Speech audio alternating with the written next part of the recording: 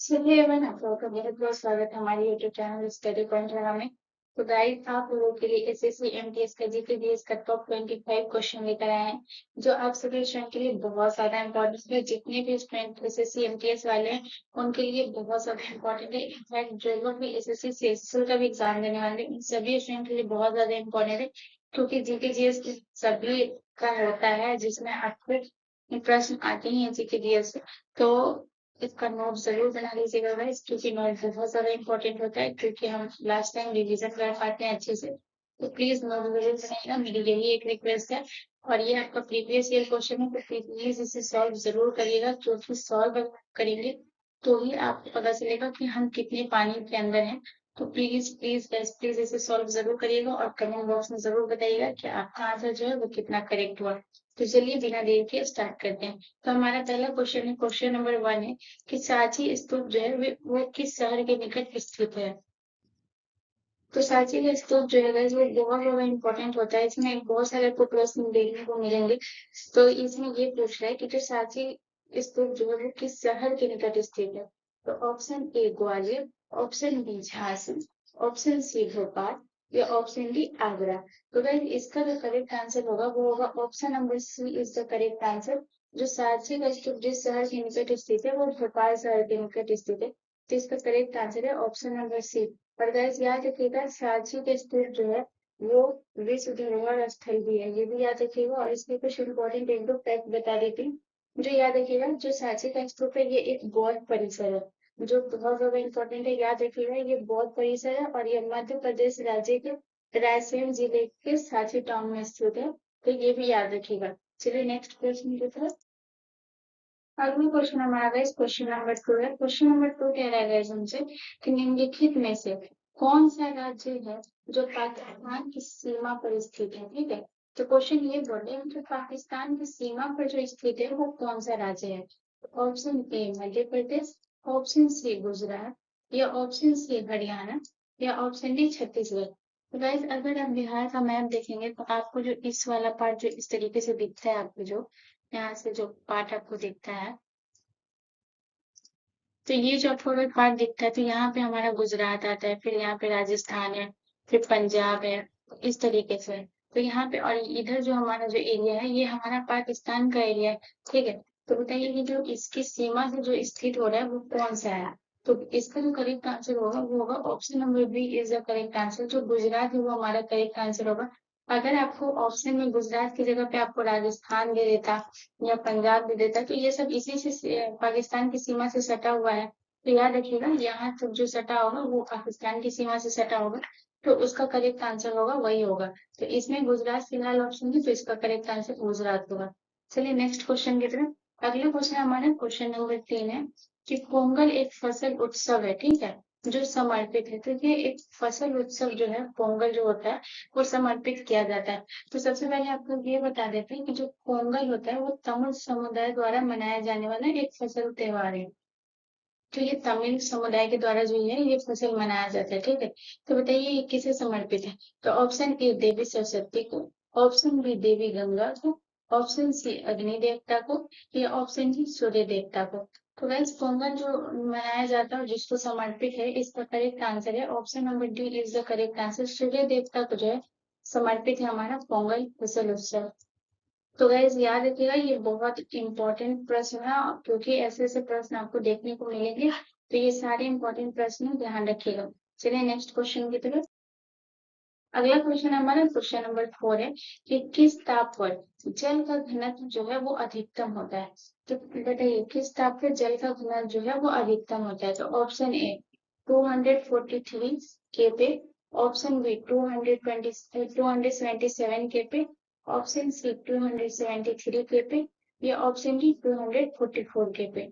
तो गाइस इसका जो करेक्ट आंसर होगा जिस ताप पे जल का घनत्व अधिक होता है। यहाँ पे देखिए क्वेश्चन आप देख रहे होंगे, यहाँ पे ये पूछ रहे हैं कि जल का घनत्व। तो इसका correct answer option number B is the correct answer. 277 के पे जो है वो जल का घनत्व अधिकतम होता है, याद रखिएगा। चलिए नेक्स्ट क्वेश्चन की तरफ। अगला क्वेश्चन हमारा क्वेश्चन नंबर 5 कह रहा है कि बंगाल को मुगल साम्राज्य से पृथक कर स्वतंत्र किया था। तो ये बहुत ज्यादा इंपॉर्टेंट क्वेश्चन है और बहुत इजी क्वेश्चन है guys। बहुत सारे आपके स्टेट पीसीएस के एग्जाम में आपको ये प्रश्न देखने को मिलेंगे। तो ये प्रश्न बहुत इंपॉर्टेंट है। तो क्या कह रहा है कि बंगाल को जो मुगल साम्राज्य से पृथक कर स्वतंत्र किया था, वो किसने किया था? तो ऑप्शन ए अहमद खान ने, ऑप्शन बी मुर्शिद कुली खान ने, ऑप्शन सी सरफराज अली खान, या ऑप्शन डी अब्दुल्ला खान। तो गाइस इसका जो करेक्ट आंसर होगा वो होगा option number B is the correct answer. Murshid Quli Khan के द्वारा जो है को बंगाल को मुगल साम्राज्य से पृथक करके स्वतंत्र किया गया था, मुर्शिद कुली खान। ठीक है, चलिए नेक्स्ट क्वेश्चन की तरफ। क्वेश्चन नंबर 6 है हमारा गाइस। क्वेश्चन नंबर 6 हमसे कह रहा है कि जो शरावती परियोजना है वो किस राज्य में स्थित है? तो गाइस बताइए, जो शरावती परियोजना है वो हमारा किस राज्य में स्थित है? ऑप्शन ए कर्नाटक में, ऑप्शन बी राजस्थान में, ऑप्शन सी गुजरात में, या ऑप्शन डी हरियाणा में। तो गाइस जो हमारा शरावती परियोजना जिस राज्य में स्थित है, इसका करेक्ट आंसर है option number A is the correct answer. Karnataka राज्य में जो है वो हमारा शरावती परियोजना स्थित है। और अगर पूछे कि शरावती परियोजना किस नदी पर स्थित है, तो याद रखिएगा जो हमारा गोरसप्पा जोत प्रपात जो है वो हमारा स्थित है। ठीक है, तो याद रखिएगा ये बहुत इंपॉर्टेंट पॉइंट है गाइस कि शरावती परियोजना जो है वो शरावती नदी के गोरसप्पा जोत जलप्रपात पर स्थित है। ये पॉइंट आप नोट कर लीजिएगा। चलिए नेक्स्ट क्वेश्चन की तरफ। अगला क्वेश्चन हमारा क्वेश्चन नंबर 7 है कि रबर का सबसे बड़ा उत्पादक राज्य है वो कौन सा है? तो गाइस बताइए, रबर का जो है वो सबसे बड़ा उत्पादक राज्य कौन है? Option A Uttar Pradesh, option B Bihar, option C Gujarat, या ऑप्शन डी केरल। तो गाइस रबर का सबसे बड़ा उत्पादक राज्य है, इसका करेक्ट आंसर है option number D is the correct answer. जो केरल है वो रबर का सबसे बड़ा उत्पादक राज्य है। और गाइस अगर आपसे पूछे कि मूंगफली का सबसे बड़ा उत्पादक राज्य कौन सा, तो याद रखिएगा ये प्रश्न बहुत सारा देखने को मिला है मूंगफली वाला। तो याद रखिएगा कि मूंगफली का जो सबसे बड़ा उत्पादक राज्य है वो हमारा है गुजरात। ठीक है, मैं आपको लिख दे दूंगा।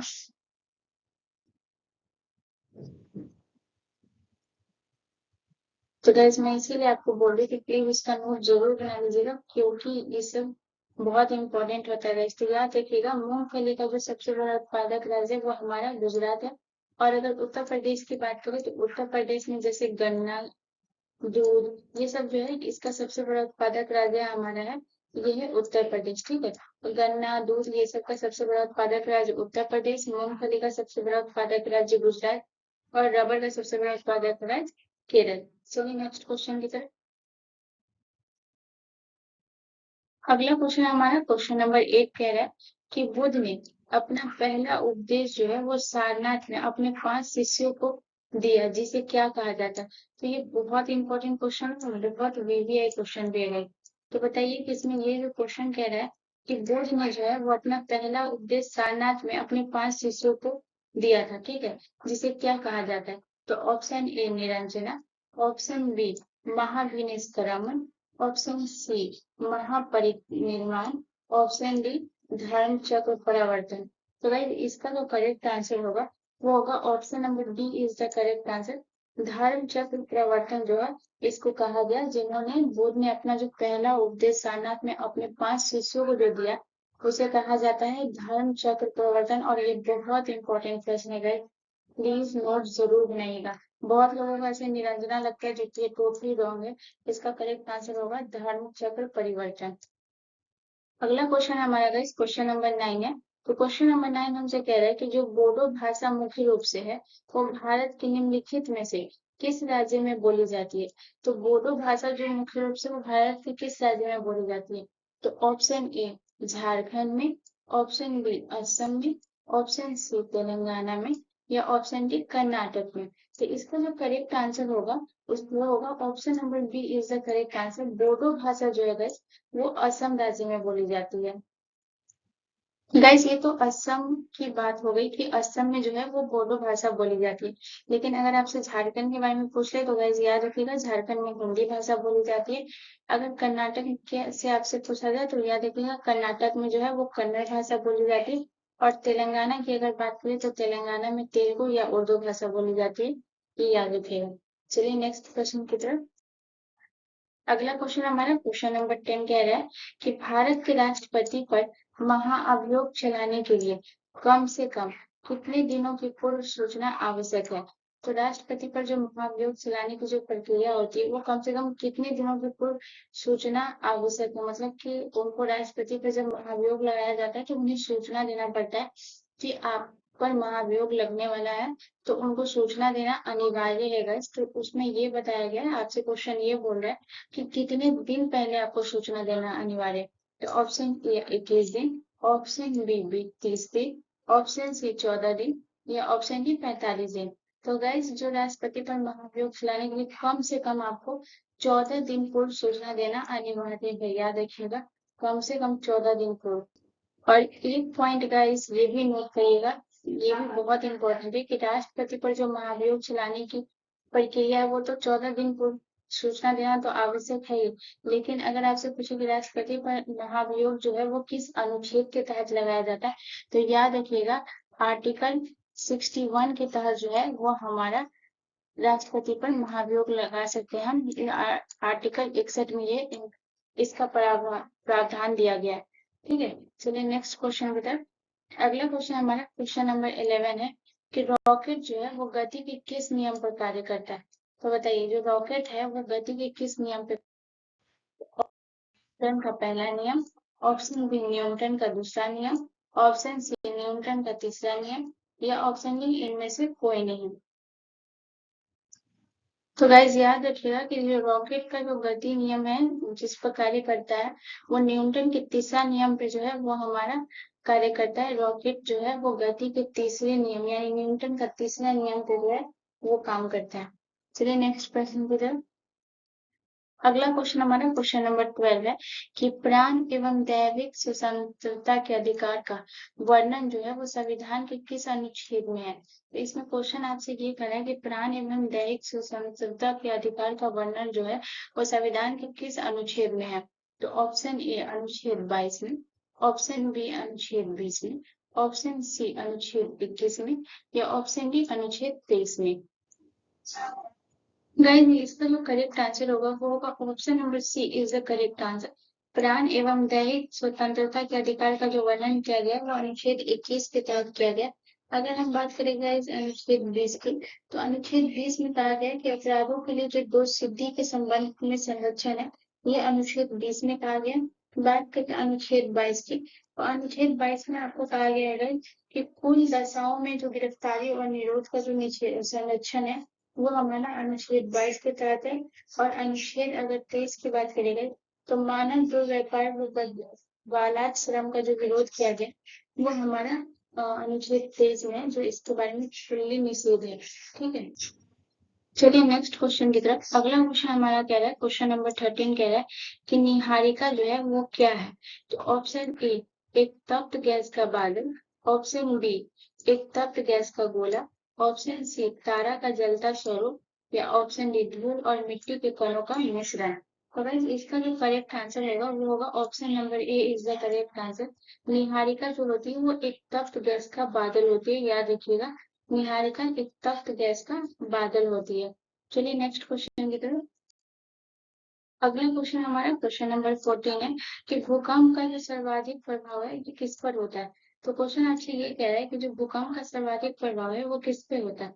तो ऑप्शन ए आदि केंद्र पे, ऑप्शन बी उद्गम केंद्र पे, ऑप्शन सी केंद्र पे या ऑप्शन डी बाध्य स्थल पे। तो कहीं इसका जो करेक्ट आंसर होगा वो होगा option number A is the correct answer.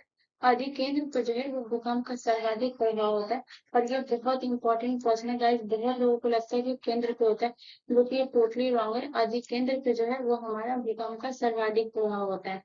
चलिए नेक्स्ट क्वेश्चन देखते हैं। क्वेश्चन नंबर 15 हमसे कह रहा है कैगा परमाणु विद्युत ग्रह जो है वो स्थापना कब हुई थी? तो आपसे क्वेश्चन ये बोल रहा है कि जो कैगा परमाणु विद्युत ग्रह जो है हमारा उसकी स्थापना जो है वो कब हुई थी? तो ऑप्शन ए 1992 में, ऑप्शन बी 1994 में, ऑप्शन सी 2000 में या ऑप्शन डी 2002 में। तो गाइस इसका जो करेक्ट आंसर है वो है option number C is the correct answer. 2000 में जो है वो हमारा कैगा परमाणु विद्युत ग्रह की जो है वो स्थापना हुई थी। ठीक है, याद रखिएगा 2000 में। चलिए नेक्स्ट क्वेश्चन की तरफ। अगला क्वेश्चन हमारा क्वेश्चन नंबर 16 है। तो क्वेश्चन नंबर 16 हमसे कह रहा है कि भारत में से निम्न में से कौन जो है वो राजकोषीय नीति निर्धारित करता है। आपसे क्वेश्चन ये बोल रहा है, ये बहुत इंपॉर्टेंट प्रश्न है कि राजकोषीय जो नीति निर्धारित करता है वो कौन करता है। ऑप्शन ए नीति आयोग, ऑप्शन बी वित्त आयोग, ऑप्शन सी वित्त मंत्रालय या ऑप्शन डी भारतीय रिजर्व बैंक। तो गाइस याद रखिएगा, जो राजकोषीय नीति निर्धारित करता है वो हमारा करेक्ट आंसर है। Option number C is the correct answer. वित्त मंत्रालय के द्वारा जो है वो हमारा राजकोषीय नीति निर्धारित करता है, वित्त मंत्रालय। ठीक है, चलिए नेक्स्ट क्वेश्चन की तरफ। अगला क्वेश्चन हमारा क्वेश्चन नंबर 17 है। क्वेश्चन नंबर 17 हमसे कह रहा है कि पौधों में जो है वो पानी पहुंचाया जाता है। तो आपसे क्वेश्चन ये बोल रहा है कि पौधे में जो पानी पहुंचाया जाता है वो किसके द्वारा पहुंचाया जाता है। तो ऑप्शन ए जाइलम के द्वारा, ऑप्शन बी एपिडर्मिस के द्वारा या ऑप्शन सी फ्लोएम के द्वारा या ऑप्शन डी कैम्बियम के द्वारा। तो कहीं इसका जो करेक्ट आंसर है वो है option number A is the correct answer. Xylem के द्वारा जो है वो हमारा पौधे में पानी पहुंचाया जाता है और फ्लोएम के द्वारा जो है वो हमारा भोजन पहुंचाया जाता है। तो याद रखिएगा, पौधे में जो पानी पहुंचाया जाता है वो जाइलम के द्वारा। चलिए नेक्स्ट क्वेश्चन की तरफ। अगला क्वेश्चन हमारा क्वेश्चन नंबर 18 है। तो गाइस क्वेश्चन नंबर 18 हमसे कह रहा है कि निम्नलिखित में से पश्चिमी तट में स्थित क्षेत्र का नाम बताइए। तो पश्चिमी तट में जो स्थित हमारा क्षेत्र है वो कौन सा क्षेत्र है। तो ऑप्शन ए सिंधु का मैदानी क्षेत्र, ऑप्शन बी असम क्षेत्र, ऑप्शन सी मालाबार क्षेत्र या ऑप्शन डी कोरोमंडल तट क्षेत्र। तो गाइस याद रखिएगा कि पश्चिमी तट क्षेत्र में जिस जो स्थित है इसका करेक्ट आंसर है option number D is the correct answer. Coromandel तट क्षेत्र जो है वो हमारा पश्चिमी तट क्षेत्र में स्थित है। तो याद रखिएगा, बहुत इंपॉर्टेंट प्रश्न है। चलिए नेक्स्ट क्वेश्चन की तरफ। अगला क्वेश्चन हमारा क्वेश्चन नंबर 19 है कि भारत का राष्ट्रीय पुस्तकालय जो है वो कहाँ स्थित है। तो भारत का जो राष्ट्रीय पुस्तकालय है गाइस वो कहाँ स्थित है। तो ऑप्शन ए कोलकाता में, ऑप्शन बी नई दिल्ली में, ऑप्शन सी चेन्नई में या ऑप्शन डी मुंबई में। तो गाइस याद रखिएगा, भारत का राष्ट्रीय पुस्तकालय जहाँ स्थित है वो करेक्ट आंसर है। Option number A is the correct answer. Kolkata में जो है वो भारत का राष्ट्रीय पुस्तकालय स्थित है। बहुत लोगों को लगता है कि नई दिल्ली में, जो कि ये टोटली रॉन्ग है। कोलकाता याद रखिएगा। गाइज अगर आप लोगों को ये पसंद आ रहा होगा ये तो प्लीज मेरे चैनल को सब्सक्राइब जरूर कर लीजिएगा एंड बेल आइकन पे जरूर क्लिक कर लीजिएगा ताकि आपको मेरी वीडियो की नोटिफिकेशन मिलती रहे। मैं सारे अपडेट भी देती हूँ, प्लस आपके लिए जीके जीएस का प्रश्न लेकर आती हूँ। अगर आपको किसी भी इसका चाहिए, चाहे वो आपको एमटीएस का चाहिए, एसएससी सीएसएसएल का चाहिए हो या एनटीपीसी का चाहिए, किसी का भी अगर आपको चाहिए होगा तो आप प्लीज मुझे कमेंट बॉक्स में जरूर कमेंट करिएगा और ये बताइएगा कि आपको कितने क्वेश्चन का चाहिए। अगर आप कमेंट करेंगे तो मैं आपके लिए वो जरूर लेकर आऊंगा। चलिए नेक्स्ट क्वेश्चन की तरफ। अगला क्वेश्चन हमारा क्वेश्चन नंबर 20 है। तो क्वेश्चन नंबर 20 हमसे कह रहा है गाइस कि निम्नलिखित में से कौन भारतीय आर्थिक नियोजन के जनक थे। तो आपसे क्वेश्चन ये बोल रहा है कि निम्नलिखित में से कौन जो है वो भारतीय आर्थिक नियोजन के जो है वो जनक थे। Option A Norman Borlaug, option C M Visvesvaraya, option C Mahatma Gandhi या option D B R Ambedkar. तो गाइज याद रखिएगा, भारतीय आर्थिक नियोजन के जो जनक थे इसका करेक्ट आंसर है option number B is the correct answer. M Visvesvaraya जो है वो हमारे भारतीय आर्थिक नियोजन के जनक थे। और ये बहुत बहुत बहुत इंपॉर्टेंट प्रश्न है गाइस। मैं इसको बोलूंगी कि प्लीज आप लोग नोट जरूर कर लीजिएगा। ऐसे ऐसे प्रश्न बहुत सारे देखे जाते हैं और बहुत सारे एग्जाम में, सिर्फ एमटीएस की बात नहीं करूंगी गाइस। अगर आप सीएचएसएल का भी देख ले या कोई भी स्टेट पीसीएस का देख ले, यहाँ तक कि आप बीपीएससी का भी देख लो तो आपको ऐसे प्रश्न देखने को मिलेंगे। ये बहुत इंपॉर्टेंट प्रश्न है। चलिए नेक्स्ट क्वेश्चन की तरफ। अगला क्वेश्चन हमारा क्वेश्चन नंबर 21 है। तो क्वेश्चन नंबर 21 हमसे कह रहा है कि भारतीय राष्ट्रीय कांग्रेस के सबसे लंबे समय तक जो अध्यक्ष थे वो कौन रहे हैं। तो भारतीय राष्ट्रीय कांग्रेस के सबसे लंबे समय तक अध्यक्ष थे वो कौन थे। तो option A Abdul Kalam Azad, option B Dadabhai Naoroji, option C Vallabhbhai Patel या option D W C Banerjee. तो गाइस याद रखिएगा कि जो भारतीय राष्ट्रीय कांग्रेस के सबसे लंबे समय तक जो अध्यक्ष रहे हैं वो हमारे अब्दुल कलाम आजाद रहे हैं। तो हमारा करेक्ट आंसर होगा option number A is the correct answer. Abdul Kalam Azad जो है वो हमारे कांग्रेस के सबसे लंबे समय तक अध्यक्ष थे। चलिए नेक्स्ट क्वेश्चन की तरफ। अगला क्वेश्चन हमारा क्वेश्चन नंबर 22 है। तो क्वेश्चन नंबर 22 हमसे कह रहा है कि विटामिन के की कमी से कौन सा विकार हो जाता है। तो विटामिन के की कमी से जो है वो हमारा कौन सा विकार हो जाता है। तो ऑप्शन ए कमजोर हड्डी, option B scurvy, option C रक्तस्राव या ऑप्शन डी बांझपन। तो गाइस याद रखिएगा विटामिन के की कमी से जो हमें विकार होता है वो हमारा करेक्ट आंसर है। Option number C is the correct answer. रक्तस्राव जो है वो विटामिन के के कारण होता है और जिसमें हमें हमें विटामिन के की जो कमी हो जाती है उससे हमारा रक्तस्राव होता है। चलिए नेक्स्ट क्वेश्चन की तरफ। अगला क्वेश्चन हमारा क्वेश्चन नंबर 23 है कि भारतीय संविधान की जो है वो आत्मा है। भारतीय संविधान की आत्मा क्या है। ऑप्शन ए प्रस्तावना, ऑप्शन बी मौलिक अधिकार, ऑप्शन सी संघीय व्यवस्था या ऑप्शन डी राज्य के नीति निर्देशक तत्व। तो गाइस याद रखिएगा जो भारतीय संविधान की आत्मा है वो हमारा करेक्ट आंसर है। Option number A is the correct answer. प्रस्तावना जो है वो हमारी भारतीय संविधान की आत्मा है। तो गाइस यहाँ पे एक छोटी सी इम्पोर्टेंट पॉइंट आपको ये ध्यान में रखने की जरूरत है जो बहुत लोग गलती करते हैं। अगर आप स्क्रीन पे देखेंगे हमारा क्वेश्चन नंबर जो 23 है कि भारतीय संविधान की जो आत्मा है ये तो हमारा प्रस्तावना है, लेकिन एक पॉइंट ये है कि जो भीमराव अंबेडकर ने जिसे संविधान की आत्मा या हृदय कहा है वो अनुच्छेद 32 को कहा है। समझ में आया। जो मौलिक अधिकार भाग 3 में हमारा अनुच्छेद 32 है वो उसको है ना भीमराव अंबेडकर ने संविधान की हृदय एवं आत्मा के रूप में वर्णित किया है, ये याद रखिएगा। तो भारतीय संविधान की जो आत्मा है वो तो हमारा प्रस्तावना है, लेकिन आपसे पूछे कि भीमराव अंबेडकर ने किसे वर्णित किया तो वो अनुच्छेद 32 को मौलिक अधिकार भाग 3, ये याद रखिएगा। चलिए नेक्स्ट क्वेश्चन की तरफ। अगला क्वेश्चन हमारा क्वेश्चन नंबर 24 है कि 1929 में भारतीय राष्ट्रीय कांग्रेस के लाहौर अधिवेशन की अध्यक्षता जो है वो किसने की थी। तो लाहौर अधिवेशन की जो अध्यक्षता है वो किसने की थी। तो option A Bal Gangadhar Tilak, option B Jawaharlal Nehru, option C Dadabhai Naoroji या ऑप्शन डी महात्मा गांधी। तो गाइस याद रखिएगा इसका जो करेक्ट आंसर है वो है option number B is the correct answer. Jawaharlal Nehru के द्वारा जो है वो लाहौर अधिवेशन की अध्यक्षता की थी और ये बहुत इंपॉर्टेंट है क्योंकि इसी अधिवेशन में जो है वो पूर्ण स्वराज की मांग की गई थी जवाहरलाल नेहरू के द्वारा 1929 में लाहौर अधिवेशन में। ठीक है, तो इससे भी आप याद रख सकते हैं कि लाहौर अधिवेशन में जो है वो पूर्ण स्वराज की मांग की गई थी और पूर्ण स्वराज की मांग किसने की थी तो जवाहरलाल नेहरू ने 1929 में। तो गाइज अब हमारा आखिरी प्रश्न है। होपफुली अगर आप लोगों को पसंद आया होगा तो प्लीज प्लीज प्लीज मैं दोबारा आप लोगों से रिक्वेस्ट कर रही हूँ कि प्लीज मेरे चैनल को सब्सक्राइब जरूर कर लीजिएगा एंड बेल आइकन पे जरूर क्लिक कर लीजिएगा। अगर पसंद आया होगा तो लाइक शेयर एंड सब्सक्राइब करना ना भूलें। तो क्वेश्चन नंबर 25 हमसे कह रहा है कि इनमें से जो है वो कौन सा एक समतापी प्राणी है। तो समतापी प्राणी जो है वो कौन सा है। तो गाइस सबसे पहले ये जान लेते हैं कि जो समतापी प्राणी है वो होता क्या है। तो समतापी प्राणी वो होता है जो अपने शरीर के तापमान को निरंतर रखता है या बनाए रखता है, तो उसे ही समतापी प्राणी कहते हैं। तो बताइए निम्न में से कौन है जो अपने शरीर के तापमान को बनाए रखता है या निरंतर में रखता है। तो option A whale shark, option B whale या ऑप्शन सी एलाइटिस या ऑप्शन डी ड्रेगन। तो गाइस याद रखिएगा इसमें से जो समतापी प्राणी है वो हम करेक्ट आंसर है। Option number B is the correct answer. जो व्हेल है वो हमारा समतापी प्राणी है। ठीक है, तो याद रखिएगा। होपफुली आप लोगों का 25 क्वेश्चन कंप्लीट हो गए। अगर पसंद आया तो प्लीज प्लीज मैं दोबारा रिक्वेस्ट करूंगी प्लीज मेरे चैनल को सब्सक्राइब जरूर कर लीजिएगा एंड बेल आइकन क्लिक करना ना भूलें एंड कमेंट बॉक्स में जरूर बताइएगा कि आपको अगला किस चीज का वीडियो चाहिए और किस चीज का प्रीवियस ईयर क्वेश्चन आप लोगों को चाहिए।